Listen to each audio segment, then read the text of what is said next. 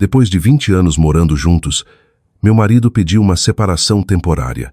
Ele disse que ia fazer um cruzeiro de 2 semanas com outra mulher para curar a alma e se encontrar. Então tomei uma decisão. Se alguém tivesse me perguntado há 1 ano como era minha vida, eu teria dado uma resposta simples.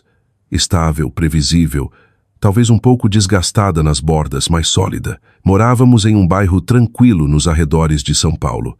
Um daqueles lugares onde as ruas são varridas aos sábados, os vizinhos acenam de longe, mas raramente param para conversar. Nossa casa não era nova, mas guardava 20 anos de memórias. Cada canto tinha uma história, mesmo que algumas já tivessem começado a desbotar. Leandro e eu construímos essa vida juntos. Nos conhecemos no início dos 20 anos, casamos jovens e aprendemos tudo do jeito difícil. Prestações do financiamento, noites sem dormir com recém-nascidos, a lenta subida de 2 carreiras que nunca se alinharam direito. Houve amor, amor de verdade, não aquele de filme, mas algo mais quieto, que aparecia em marmitas preparadas, agendas compartilhadas e no jeito como ele segurava minha mão no escuro sem pensar. Em algum momento, aquela versão de nós escapou do alcance. Não percebi tudo de uma vez. Foi sutil, como uma corrente de ar que você sente antes de notar que a janela ficou aberta. Leandro começou a ficar até mais tarde no trabalho.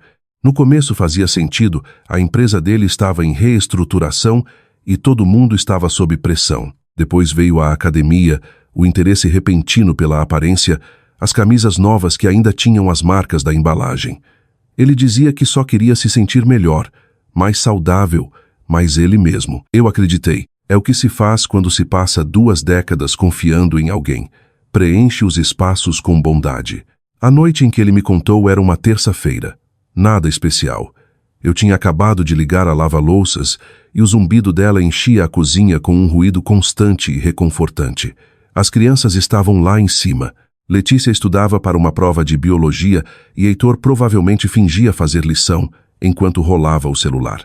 Era uma noite comum, do tipo que não se pensa 2 vezes. Leandro ficou parado na porta por um momento antes de falar. Lembro de notar como ele estava imóvel, como se tivesse ensaiado. "Podemos conversar?" disse. Há algo nessa pergunta que muda o ar da sala imediatamente. Sequei as mãos no pano de prato e assenti, indicando para ele sentar. Ele não sentou. "Estou pensando", começou com a voz cuidadosa e medida. "Sobre nós, sobre minha vida." Senti um lampejo de inquietação, mas empurrei para baixo. Conversas assim, disse a mim mesma, eram normais.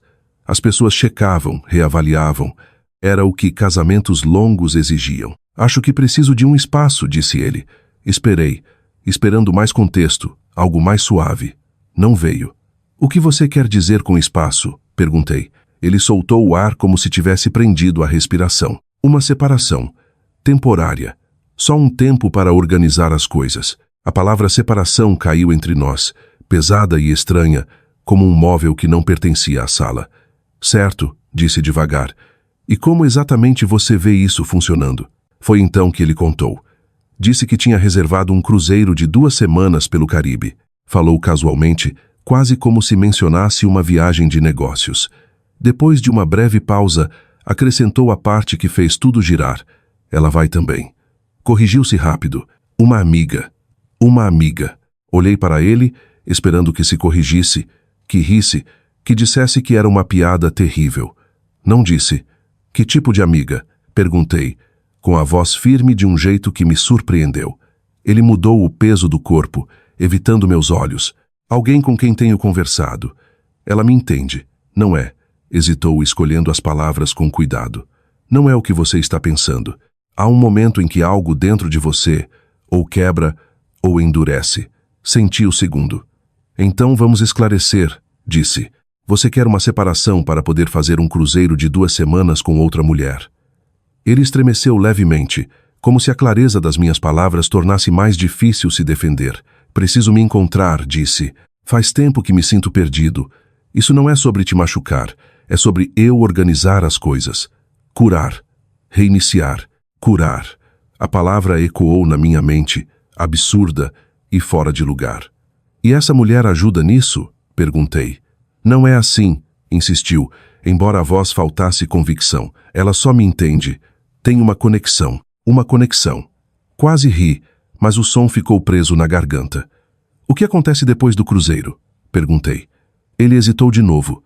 Eu volto. A gente conversa. A gente vê onde estamos. Como se nosso casamento fosse um projeto que ele podia pausar, um arquivo que podia fechar e reabrir quando quisesse.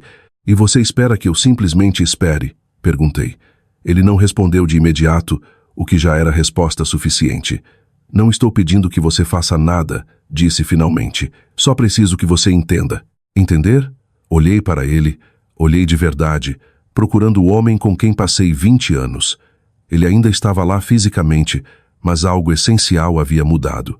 A familiaridade tinha ido embora, substituída por um estranho que falava frases que pareciam emprestadas, ensaiadas, desconectadas da realidade do que pedia. Pensei em tudo naquele momento.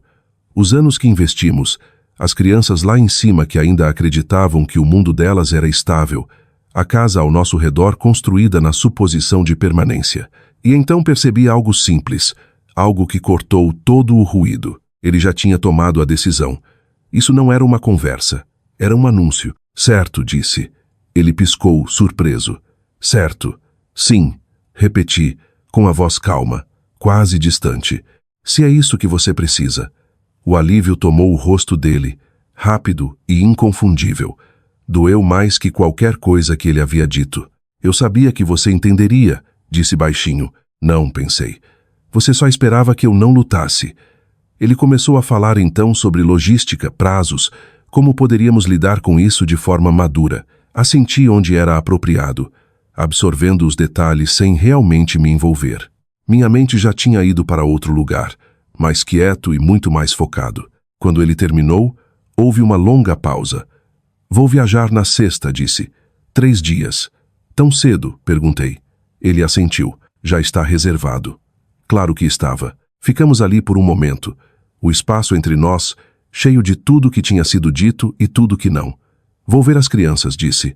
Finalmente. Respondeu. Subi as escadas. Cada degrau deliberado, firme. Letícia estava na escrivaninha, marca-texto na mão, testa franzida em concentração. Heitor tinha dormido com o laptop aberto, o brilho fraco da tela iluminando o rosto. Eles pareciam tão normais, tão intocados pela mudança que tinha acabado de acontecer lá embaixo. Encostei no batente da porta, observando-os, e senti algo se assentar dentro de mim. Não pânico, não luto, mas clareza. Leandro achava que estava apertando pause. Achava que podia se afastar, explorar qualquer versão de si mesmo que acreditava estar esperando lá fora, e depois voltar para uma vida que ainda estaria intacta. Ele estava errado. Voltei lá para baixo. Ele estava na cozinha checando o celular, já meio em outro lugar. Leandro, disse. Ele olhou para cima. Espero que você encontre o que procura. Vou encontrar, disse com uma confiança que parecia quase ingênua. Assenti uma vez.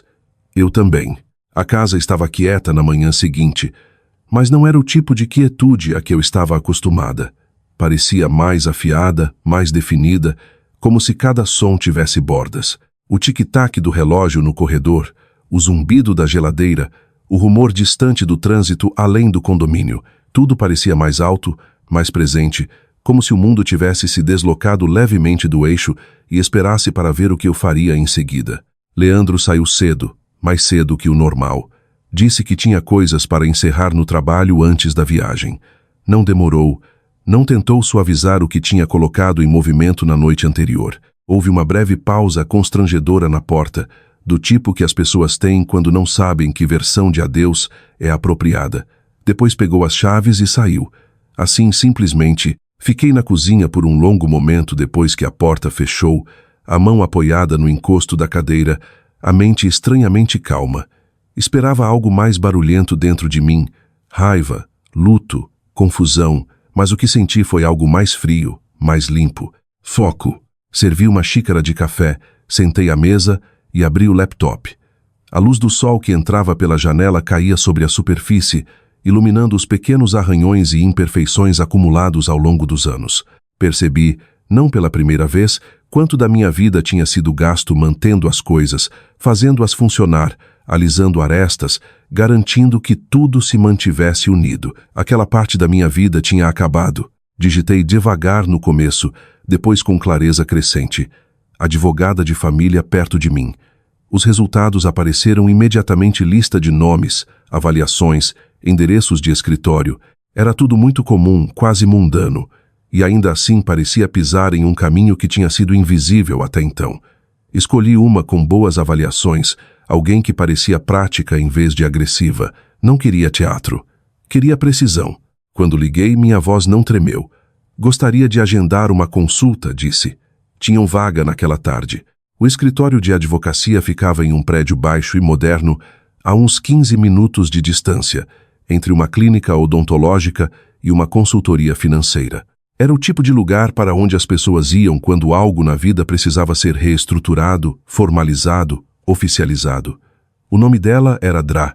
Renata Silva, por volta de 55 anos, composta, direta, o tipo de presença que colocava as coisas em perspectiva imediatamente. Não perdeu tempo com conversa fiada. Me conte o que está acontecendo, disse, cruzando as mãos sobre a mesa. E eu contei. Falei dos 20 anos, das crianças, da casa, falei da conversa na cozinha, do cruzeiro, da outra mulher. Mantive o tom uniforme, factual, não embelezar, não dramatizar. Ela escutou sem interromper, fazendo anotações ocasionais. Quando terminei, ela se recostou ligeiramente, considerando. Tudo bem, disse. Vamos dividir isso. Havia algo tranquilizador no jeito como falava. Claro, estruturado, ancorado na realidade. Você está em uma posição forte, continuou. A casa está em nome dos dois, correto? Sim, e tenho atuado ativamente na gestão das finanças. Eu cuido da maior parte. Ela assentiu. Bom, isso importa. Aqui no estado, os bens matrimoniais são divididos de forma equitativa, não necessariamente meio a meio, mas de forma justa com base em contribuições, necessidades e circunstâncias. Justa? Era uma palavra em que eu ainda não tinha pensado, mas que se encaixou rapidamente. E as crianças? Perguntei. Quantos anos? 16 e 14. Certo. Os tribunais geralmente buscam estabilidade, disse. Se você foi a principal cuidadora, isso terá peso. Mas o ideal é estabelecer um plano de coparentalidade que sirva aos melhores interesses deles.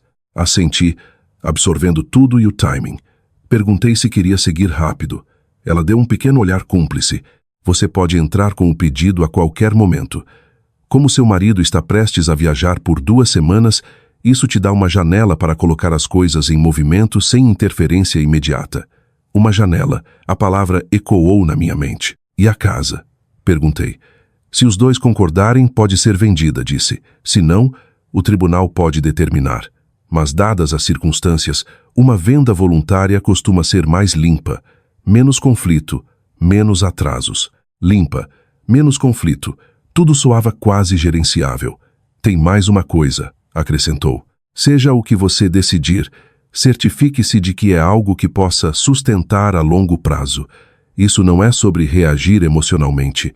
É sobre montar o próximo capítulo da sua vida. Encontrei o olhar dela. Entendo, disse. E entendia.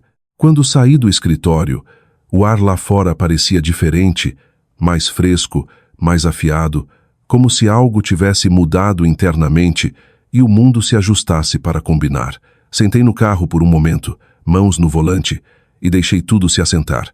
Isso não era sobre vingança do jeito que as pessoas imaginam. Não havia gritos, confrontos dramáticos, decisões impulsivas tomadas no calor da raiva. Isso era outra coisa. Isso era estrutura. Isso era consequência. O próximo passo foram as crianças. Naquela noite, pedi que sentassem comigo na sala. A luz estava diminuindo, lançando sombras longas pelo chão. Por um momento, desejei poder congelar o tempo, segurar a versão da nossa família que ainda existia na mente deles. Mas isso não os ajudaria. Precisamos conversar, disse com gentileza. Letícia olhou primeiro, imediatamente alerta. Heitor seguiu mais devagar, sentindo a mudança no tom. Está tudo bem? Perguntou Letícia. Respirei fundo, escolhendo as palavras com cuidado. Seu pai e eu vamos morar separados por um tempo. Ele vai viajar e, durante esse tempo, vamos começar a fazer algumas mudanças. Eles ficaram quietos, processando. É por nossa causa? Perguntou Heitor, com a voz menor que o normal. Não, disse imediatamente. De jeito nenhum. Isso não tem nada a ver com vocês. É entre mim e seu pai. Os olhos de Letícia se estreitaram levemente. Tem outra pessoa? Pausei. Depois assenti uma vez. Sim. Ela olhou para o lado, o maxilar travando, enquanto Heitor encarava o chão. Vamos ficar bem, continuei. As coisas vão ser diferentes, mas vamos resolver juntos. Isso é o que importa. Houve mais perguntas. Algumas eu podia responder, outras ainda não. Mas durante tudo permaneci firme. Sem raiva, sem culpa, só clareza. Quando foram dormir, algo tinha mudado neles também. Não quebrado, mas consciente. Nos 2 dias seguintes, tudo se moveu quieto, mas decisivo. Contatei uma corretora de imóveis. Alguém local, experiente e eficiente. Ela percorreu a casa com o olho treinado, anotando o que precisava ser feito, o que podia ficar, o que tornaria mais atraente para compradores.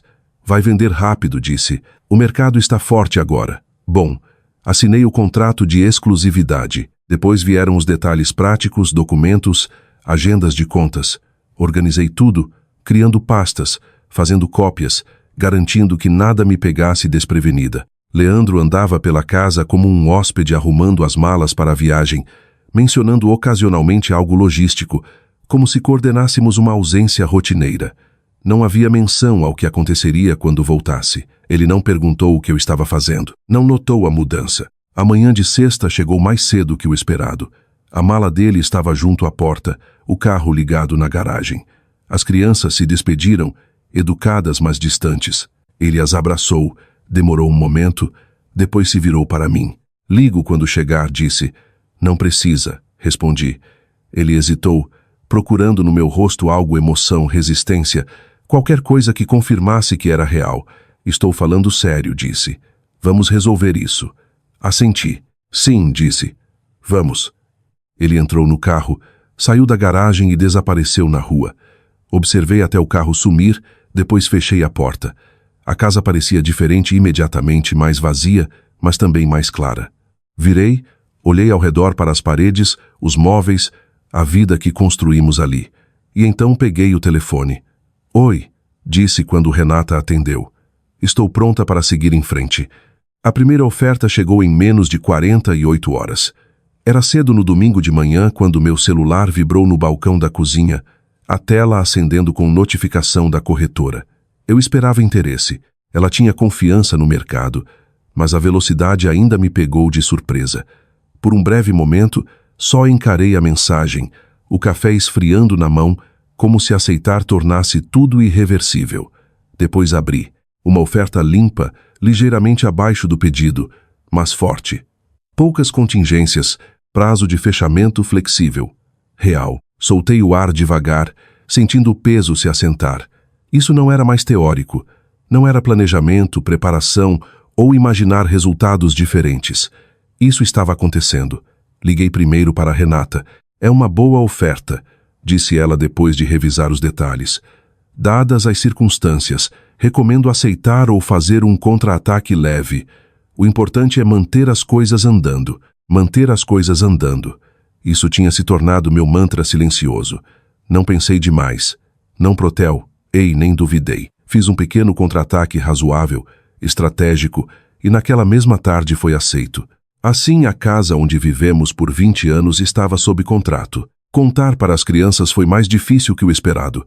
Não porque resistiram, mas porque entenderam. Sentamos na mesma mesa de jantar onde fizeram lição, comeram bolo de aniversário, discutiram coisas triviais que pareciam enormes na época. A familiaridade pressionava contra a realidade do que eu ia dizer. A casa vai ser vendida, contei com gentileza. Vamos nos mudar. Heitor piscou, processando. Logo? Sim, disse. Vamos ficar por perto. Vocês não vão trocar de escola. Tudo importante continua igual. Letícia assentiu devagar, a expressão pensativa, guardada. Papai vai voltar para cá? Lá estava. A pergunta que nenhum dos dois tinha feito ainda. Não, disse, encontrando os olhos dela. Para morar. O silêncio se instalou na sala, mas não era caótico nem em pânico. Era pesado, sim, mas também ancorado em algo real. Certo, disse ela finalmente. E foi isso. Sem lágrimas, sem explosões, só aceitação quieta e firme, espelhando algo que deviam ter começado a entender. A semana seguinte se desenrolou com uma precisão que me surpreendeu até a mim. Arrumei em etapas. Primeiro as coisas que não usávamos, depois as que podíamos viver sem temporariamente, e finalmente o essencial. Cada caixa parecia uma pequena decisão, um reconhecimento quieto de que esse capítulo estava se fechando. Houve momentos em que memórias surgiam inesperadamente, um desenho que Heitor fez no ensino fundamental ainda guardado em uma gaveta. Uma caneca lascada que Leandro insistia em manter há anos. Uma foto de uma viagem à praia, onde todos parecíamos mais jovens, mais leves, sem saber o que o tempo revelaria. Não demorei nelas. Coloquei com cuidado nas caixas e continuei. O novo lugar era menor, um aluguel a apenas 10 minutos de distância, perto o suficiente para manter a rotina, mas longe o suficiente para parecer um recomeço limpo. Não tinha a mesma história, o mesmo peso, e era exatamente disso que eu precisava. As crianças se adaptaram rápido, mais rápido que eu antecipava. Arrumaram os quartos, reorganizaram as coisas, estabeleceram novos padrões com uma resiliência quieta, que tanto tranquilizava quanto me humilhava. A vida, no fim, não desmoronava tão fácil quanto temíamos. Enquanto isso, o processo legal avançava com igual eficiência. Renata protocolou a papelada no meio da semana. Era completa, precisa, deixando pouco espaço para a ambiguidade. Arranjos de guarda, divisão de bens, a venda da casa. Tudo estava claramente exposto, ancorado em fatos e não em emoção. Quando ele for citado, terá tempo para responder, explicou. Mas dadas as circunstâncias, isso te coloca em uma posição forte. Assenti e perguntei sobre o timing. Ela permitiu um pequeno sorriso medido. Ele provavelmente receberá os documentos enquanto ainda estiver no cruzeiro. Por um momento imaginei, Leandro em alto mar, desconectado da vida que temporariamente deixou, recebendo uma notificação formal de que tudo tinha mudado na ausência dele. Não por maldade, mas por consequência. A ligação veio 3 dias depois. Eu estava no novo apartamento organizando as últimas caixas da cozinha quando o celular acendeu com o nome dele. Deixei tocar 1, 2, 3 vezes, considerando se atendia. Depois atendi. "O que é isso?" exigiu, com a voz tensa, carregada de algo que eu não tinha ouvido dele antes. "Pânico. Não tenho certeza do que você quer dizer", respondi uniformemente, embora claro que sabia. "Os papéis", disse. "Acabei de ser citado. Divórcio, venda da casa. Que diabos está acontecendo?" Sentei o prato que segurava, encostando no balcão por um momento. "O que está acontecendo?", disse calmamente. "É que tomei uma decisão." Houve uma pausa pesada e desorientada.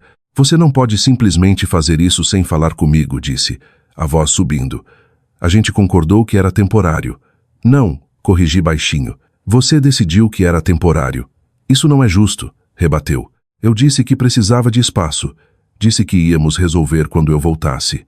E eu disse que entendia." Falei, "Isso é eu entendendo." Silêncio. Quase podia ouvir a mudança no pensamento dele, a lenta percepção de que o quadro que construiu, aquele onde ele explorava e eu esperava, não existia mais. "Você vendeu a casa?", perguntou finalmente, a voz mais baixa agora, incerta. "Está sob contrato", disse. "Já nos mudamos." "Vocês se mudaram?" A descrença foi imediata, afiada, com as crianças. "Sim. Você nem me contou." Deixei aquilo pairar por um momento. "Você não me contou sobre ela", disse, sem acusar, só constatando. Outro silêncio, mais longo dessa vez. "Isso não é o que eu queria", disse eventualmente, a borda na voz suavizando para algo mais próximo de arrependimento. "Eu sei", respondi. "Então por que faria?" "Porque é isso que eu preciso." As palavras caíram limpas, sem hesitação. "Você está exagerando", disse buscando controle. "Estamos juntos há 20 anos.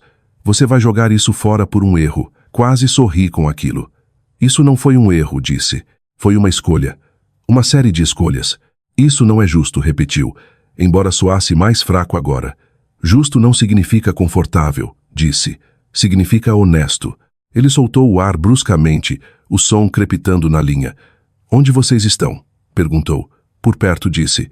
"As crianças estão acomodadas." "Estão bem." "E eu?", perguntou, a pergunta escapando antes que pudesse parar. Pausei, considerando. Você fez sua escolha, Leandro, disse finalmente. Essa é a minha.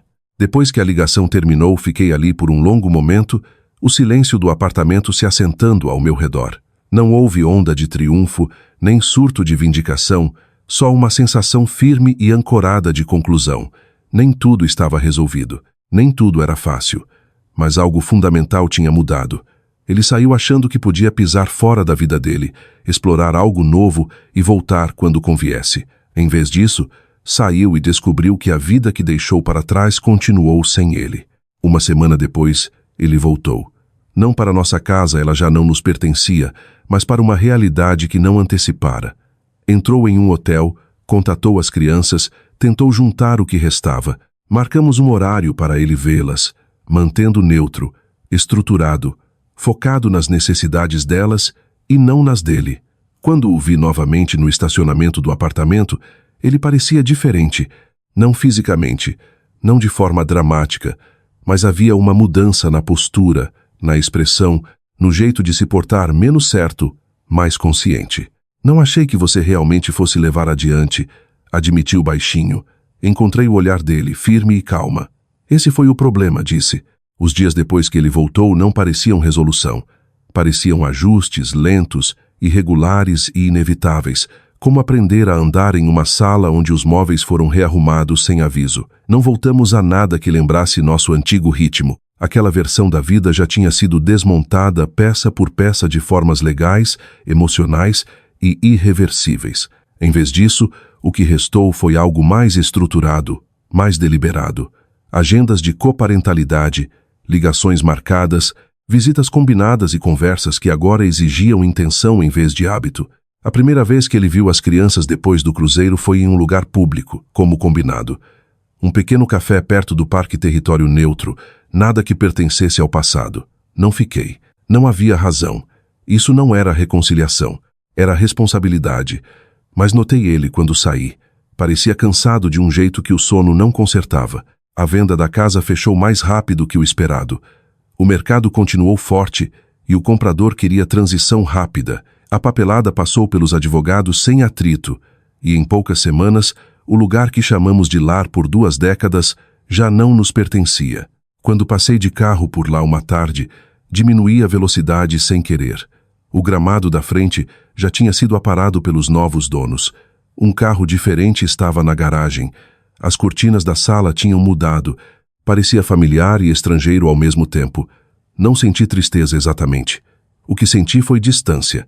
Não da casa, mas da versão de mim que um dia acreditou que a permanência era garantida. Leandro lutou mais do que esperava. No começo, tentou reenquadrar tudo, explicar de formas que suavizassem as bordas. Chamou de mal-entendido, depois de fase ruim, depois de transição complicada. Mas a linguagem não combinava mais com a realidade. A realidade já tinha sido documentada, protocolada e aplicada. Havia obrigações legais agora, divisões financeiras, um acordo de guarda estruturado que não se dobrava a emoção ou arrependimento. Tudo tinha sido formalizado de um jeito que exigia consistência, não interpretação. E consistência, pela primeira vez em muito tempo, não estava do lado dele. Não me vangloriei. Não precisava. Há uma diferença entre vingança e consequência, e eu tinha parado de confundir as duas. Vingança é emocional, quer ser vista, sentida, reconhecida. Consequência é mais quieta, simplesmente segue adiante. Algumas semanas depois do novo arranjo, Letícia entrou no meu quarto uma noite e sentou na beira da cama. Não falou de imediato, só ficou ali, pensando. Ele parece diferente agora, disse finalmente. Entendi o que ela quis dizer. Como assim? Perguntei com gentileza. Como se não achasse que ia virar real, disse. Assenti devagar. Muita gente não acha. Ela olhou para as mãos. Você acha que ele se arrepende? A pergunta não era simples e não tratei como se fosse. Acho que ele está aprendendo o custo das escolhas, disse com cuidado. Não é a mesma coisa que arrependimento. Ela assentiu, absorvendo. Depois me surpreendeu. Fico feliz que ficamos com você, disse. Não havia raiva na voz, nem discurso de lealdade, só clareza. Aquilo ficou comigo mais tempo que o esperado. Leandro tentou, do jeito dele, reconstruir algo. Pediu mais tempo com as crianças. tentou comparecer consistentemente, tentou fazer as conversas parecerem normais de novo, mas o normal já tinha mudado de forma. Não era algo que se podia retomar só porque se queria. Houve momentos de constrangimento, momentos de tensão, momentos em que claramente não sabia que versão de si mesmo apresentar. O homem confiante do cruzeiro tinha desbotado, substituído por alguém mais cuidadoso, mais incerto, mais consciente de como a estabilidade podia ser perdida facilmente. Em um momento durante uma busca, ele demorou na porta do apartamento. Não achei que ia chegar tão longe, disse baixinho. Olhei para ele, não com raiva, mas com algo mais próximo de aceitação. É isso que torna real, respondi. Ele não discutiu, só assentiu uma vez, como se finalmente entendesse a estrutura em que tinha entrado. Financeiramente as coisas se estabilizaram mais rápido que o esperado.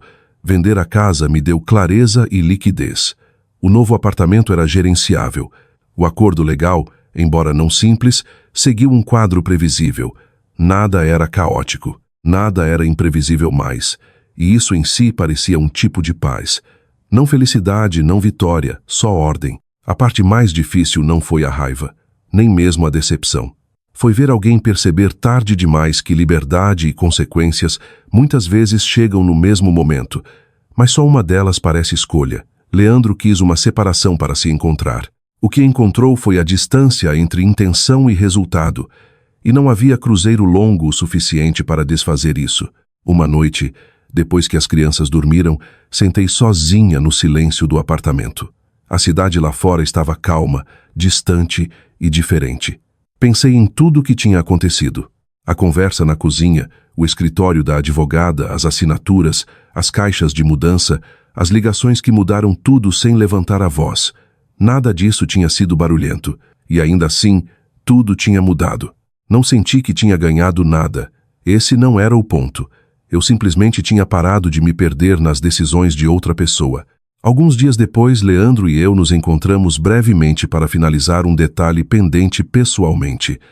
Era administrativo, nada emocional, nada pendente legalmente. Nos encontramos do lado de fora do fórum, um lugar feito para encerramento, embora raramente para conforto. Ele me olhou por um longo momento antes de falar. Não esperava que você fosse tão decisiva, disse. Quase sorri, mas não. Você não esperava consequências, respondi. Essa era a verdade que nenhum de nós precisava elaborar. Ele assentiu devagar, depois olhou para o lado. Pela primeira vez, não havia mais argumento nele, só entendimento. O tempo não cura tudo do jeito que as pessoas gostam de acreditar. Não apaga decisões nem reescreve consequências, nem restaura o que um dia se assumiu como permanente. O que faz é mais quieto. Reorganiza sua relação com o que aconteceu até que não pareça mais uma tempestade que você sobreviveu, mas uma paisagem onde você agora vive. É isso que a vida se tornou para mim. Uma paisagem não arruinada, não perfeita, só diferente. Os meses passaram em um ritmo que não girava mais em torno da presença de outra pessoa. O apartamento se acomodou em uma espécie de ordem quieta. As crianças se adaptaram de formas que me surpreenderam, não porque esqueceram o que aconteceu, mas porque aprenderam a carregar sem deixar definir cada parte delas. Letícia se concentrou mais na escola, começou a falar de faculdade com uma seriedade que parecia nova. Heitor voltou a jogar basquete, passando mais tempo fora, menos tempo dentro da cabeça. Ainda havia momentos de silêncio, ainda perguntas que vinham e iam sem respostas perfeitas. Mas o peso que um dia encheu a casa tinha suavizado para algo gerenciável. Não fingimos que tudo estava bem. Só paramos de fingir que tudo estava desmoronando. Leandro permaneceu presente na vida deles, mas em uma forma diferente de antes. Não como marido, não como coproprietário de um futuro compartilhado, mas como alguém aprendendo a existir dentro de limites que nunca pensou que teria de respeitar. Alguns dias eram melhores que outros. Havia expectativas não cumpridas, trocas constrangedoras, momentos em que velhos hábitos tentavam ressurgir e não encontravam onde pousar. Ele não estava mais dentro da estrutura da nossa família do mesmo jeito. E isso exigia um tipo de adaptação que nenhum de nós escolheu, mas todos tivemos de aceitar. Por muito tempo, as pessoas acham que vingança é fazer alguém sofrer, mas consequência real não funciona assim. Não queima alto, não exige atenção, simplesmente remove a ilusão. Pensei nisso com frequência, especialmente nos momentos quietos, noites tardias depois que as crianças dormiam, manhãs em que a luz do sol batia no piso da cozinha do jeito certo, lembretes de uma vida que não estava mais ancorada nas mesmas expectativas. Eu não o odiava. Essa era a parte que mais me surpreendia. O que sentia não era ódio, era clareza. Ele pediu uma separação para se encontrar, acreditando que o tempo longe viria sem custo, sem disrupção, sem fratura. Mas escolhas assim não existem isoladas. Elas se espalham, elas reconfiguram tudo ao redor. Uma tarde, esbarrei com ele por acaso em um supermercado. Foi um momento comum, do tipo que antes parecia sem importância. Ele estava no corredor olhando algo na prateleira quando me notou. Por um segundo nenhum de nós se moveu. Depois ele deu um pequeno aceno. Oi, disse. Oi, respondi. Não havia tensão, não havia raiva, só consciência. Como estão as crianças? Perguntou. Estão bem, disse. Ocupadas. Ele assentiu de novo, como se guardasse aquela informação com cuidado. Uma pausa, depois baixinho. Não achei que terminaria assim. Olhei para ele por um momento, sem procurar culpa, sem esperar justificativa, só reconhecendo a frase pelo que era. Não terminou, disse calmamente. Mudou. Ele não respondeu porque não havia nada para responder. Mais tarde naquela noite, pensei naquela conversa mais do que esperava. Não porque reabrisse algo, mas porque fechava algo que eu não tinha percebido que ainda estava um pouco aberto. A ideia de que as pessoas sempre entendem completamente o peso das decisões em tempo real. Elas não entendem. A maioria só entende depois, quando as consequências já tomaram forma. Fiquei com esse pensamento por um tempo, sozinha no apartamento. O silêncio ao meu redor não parecia mais vazio, mais intencional. Havia uma versão de mim que talvez tivesse esperado, que talvez tivesse aceitado incerteza em nome da história, ou do amor, ou da estabilidade, mas eu não vivia mais dentro daquela versão. Tinha saído dela no momento em que parei de tratar as escolhas dele como algo que tinha de absorver. O que ele perdeu não foi só uma casa, ou um casamento, ou uma rotina. O que ele perdeu foi a suposição de que sua vida permaneceria inalterada, não importa o que escolhesse fazer dentro dela. E o que ganhei, quietamente, sem espetáculo, foi algo mais simples. A propriedade da minha própria direção.